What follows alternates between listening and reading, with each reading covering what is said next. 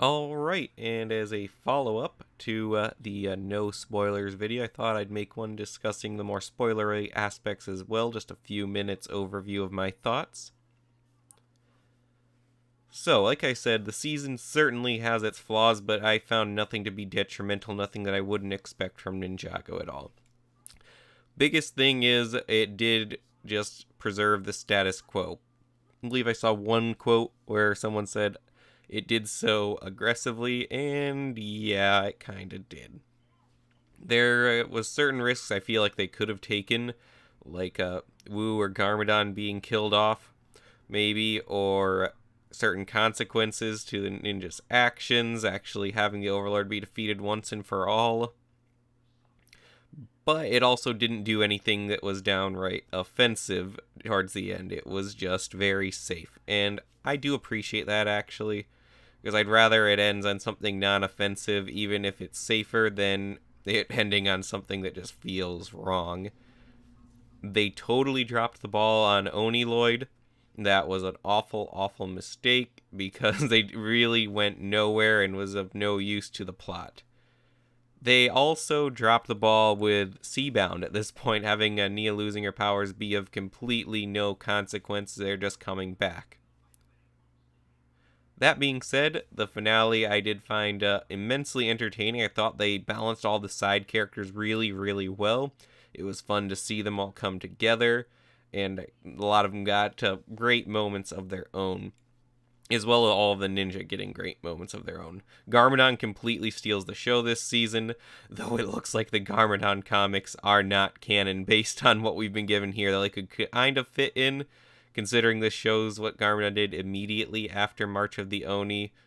I wish they would have been a bit more honest about the Garmadon comics and not actually working into the Ninjago continuity as seamlessly as they would have had us believe.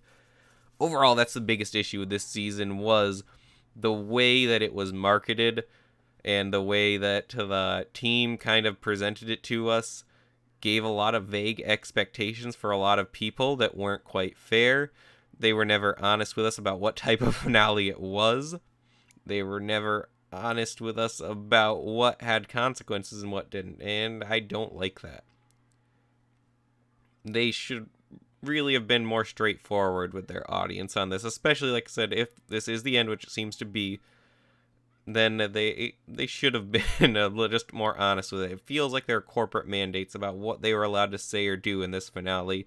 If they plan on rebooting it next year, it might be that they wanted the status quo preserved in this season, so maybe younger kids wouldn't even be able to tell it was rebooted or have questions, in which case that's not a good reason, in my opinion. I just don't agree with any of that.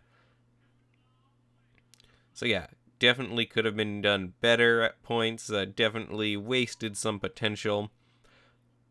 But in the end of the day, for me, Ninjago had its climax several times already at this point. I consider the climax back in Season 2 with the final battle, in Season 3 with Rebooted and Zane's death, even in Tournament of Elements with Garmadon's death. I consider all those much better finales, but this was still good. Sons of Garmadon was still a better overall season. It was more consistent with tone, and that combined with Hunted took more risks with its characters and what it did.